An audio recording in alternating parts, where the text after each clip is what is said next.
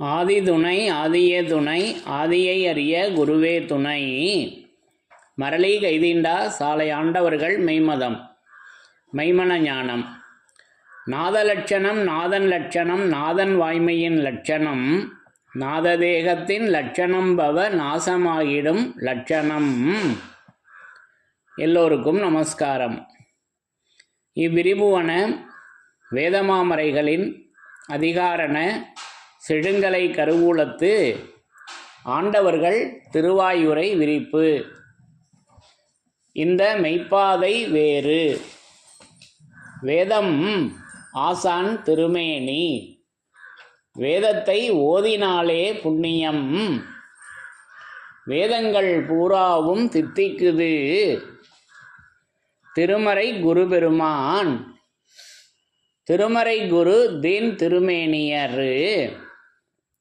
வேத ஏட்டில் எழுதியுள்ளதை படிப்பதன் பயன் இறைவனை காண்பதுதான். தலைவன் தன்னை அறிந்தவனே குலத்தோன் என்று திருவேதம் உமக்கு உரைக்கச் சொன்னது எம்மை என்ற நமது தெய்வமோர்களின் உத்தரவின்படி நமது தெய்வமோர்கள் என்றென்றும் நமக்கு திருமறை குருபெருமானாக நமக்கு எப்பவும் விளங்கி கொண்டிருக்காங்க. அப்போ அந்த திருமறையிலிருந்து யமனை வென்ற திருமறையின் சிறப்புகளை ஒவ்வொன்றாக படித்து தரிசனம் செய்து வருகிறோம். அதன்படி இன்றைக்கு நான் எடுத்துக்கொண்ட வாசகம் நம்முடைய திருமெஞ்ஞான குரல்லேருந்து ஒரு திருவாக்கியத்தினை எடுத்துக்கொண்டேன். அப்போ இந்த திருவாக்கியத்தில் நமக்கு வருகின்ற அந்த யமபடரினை எப்படி நமது தெய்வமர்கள் திருமறையாக விளங்கி கொண்டு அந்த திருமறை குருபெருமானாக விளங்கி கொண்டு அந்த யமபடரின் நச்சத்தினை மாற்றி நம் எல்லோரையும் சொர்க்கபதியில் ஆக்கி வைக்கின்றார்கள் என்ற அந்த அதிசயத்தை நமக்கு எடுத்து வழங்கியிருக்காங்க. முதல்ல அந்த வாசகங்களை படித்து தரிசனம் செய்யலாம். பிரம்மோதய மெய்வழிச்சாலை ஆண்டவர்கள் திருவாக்கியம். திருமெஞ்ஞான குரல் திருவாக்கியம் எண் 3 பக்கம் எண் 42. சாதிகளின் கர்த்தாவே, யமன் எல்லையில் வாயினால் ஏதாவது சொல்லி ஆகக்கூடியதா? அது சர்வத்தையும் நாசம் பண்ணுகிற வாளாக அல்லவோ நிற்கிறது. அது சர்வத்தையும் நாசம் பண்ணுகிற வாளாக அல்லவோ நிற்கிறது. அதை மாற்ற ஒரு அரசனால் முடியுமா? யாருக்கும் முடியாது. தவ மேதைகளுக்குத்தான் யமன் வல்லபத்தை மாற்ற முடியும். தவ மேதைகளுக்குத்தான் யமன் வல்லபத்தை மாற்ற முடியும். ஊன் இச்சை உறக்கம் அவ்வளவையும் தனக்கு சத்திராதி என்று மாற்றி செத்தாலும் சரி என்று ஒரு முனைப்பாடு கொண்டு காலகாலம் நின்றார்களே, அந்த சிங்கங்களுக்குத்தான் அது முடியும். மூச்சோடா தவம் என்றால் சும்மாவா என்று நமது குலதெய்வம் பிரம்மோதய மெய்வழிச்சாலை ஆண்டவர்கள் திருவாய் மலர்ந்து அருளி உள்ளார்கள். சாதிகளின் கர்த்தாவே. இப்போ இந்த திருவாக்கியத்தில் முத வரியே ஒரு விளக்கத்தை நம்ம நல்லா விளங்கிக்கணும். ஒரு ட்விஸ்ட் ஒன்று வச்சுருக்காங்க நம்ம தெய்வம் அவங்க. அப்போ யமன் எல்லையில் வாயினால் சொல்லி ஏதாவது ஆகக்கூடியதா அப்படின்னு கேட்குறாங்க. அப்போ இதற்கு என்ன பதில் சொல்லணும்? நம்ம முடியாது, ஆக முடியாது அப்படின்னு தானே வரும். இப்போ தெய்வம் இந்த கேள்வி கேட்டிருக்காங்கல்லவா? அப்போது வாயினால் சொல்லி ஆக முடியுமா அப்படின்னா முடியாது அப்படின்னு தான் பதில் வருது அல்லவா? அந்த கேள்விக்கு அதுதான் பதில். அப்போது இங்கே அந்த வித்தியாசங்களை உணரணும். அப்போ இதற்கு தான் அந்த மெய்வழின் உள்ள ஒரு வரி வருதுங்க. அங்கே என்ன பேசி வர்றாங்கன்னா, வண்டர் எதுவும் கண்டதுண்டோ வாய்ப்பேச்சாலே. வண்டர் எதுவும் கண்டதுண்டோ வாய்ப்பேச்சாலே என்று மெய்வழின் உள்ள ஒரு வரி வருது.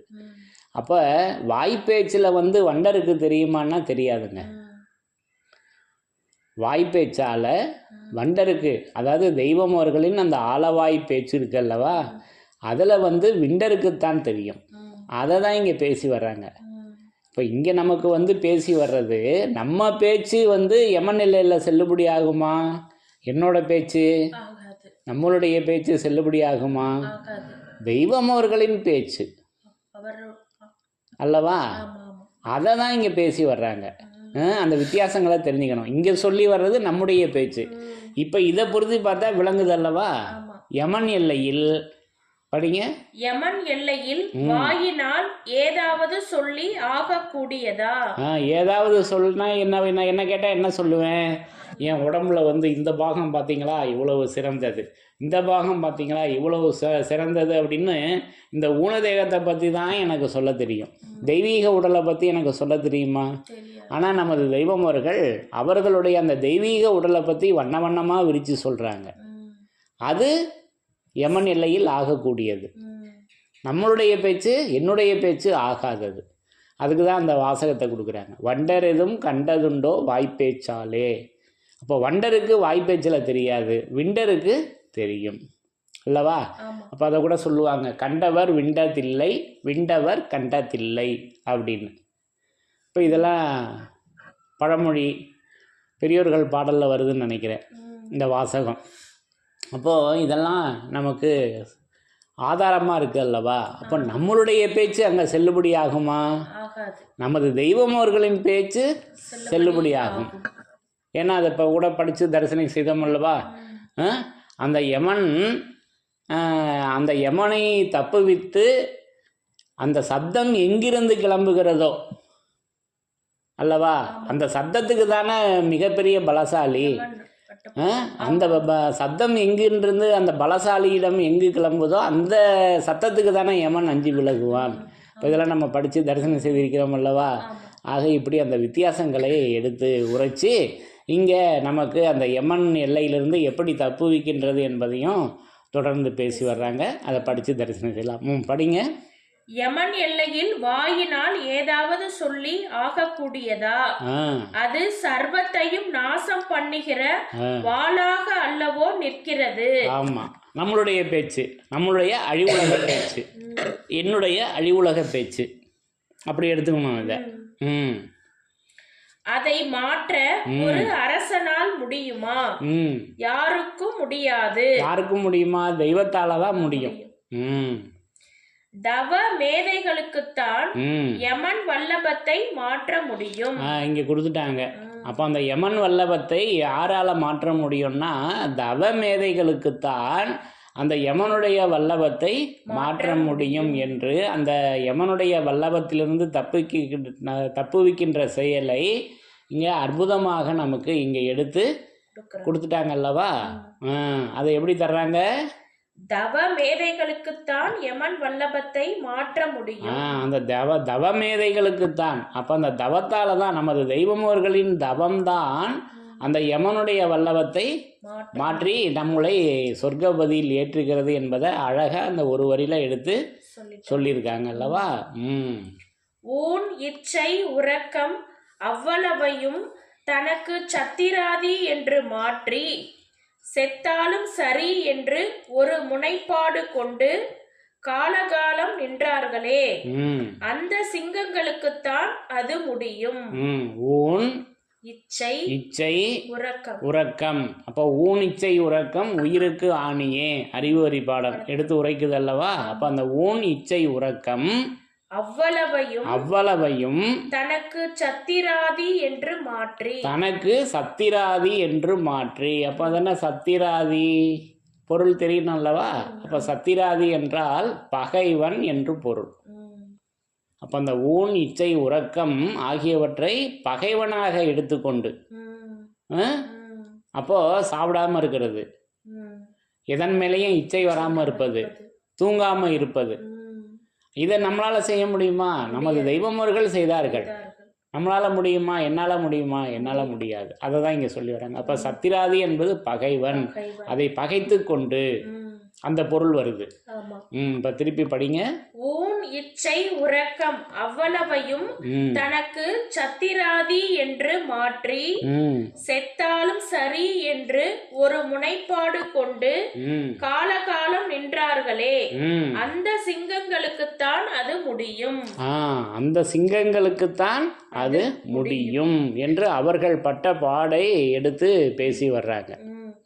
நமக்கு அதை வந்து மிக எளிமையாக எப்படி வச்சுருக்காங்கன்னா, அந்த தவ மேதைகளை நம்ம எடுத்து அந்த தவத்தை நம்ம எடுத்து வச்சுக்கிட்டோம்னா போதும், நமக்கு அந்த தெய்வமர்கள் அந்த அருந்தவத்தால் நமக்கு அந்த யமனை மாற்றி வைக்கின்றார்கள். மூச்சோடா தவம் என்றால் சும்மாவா?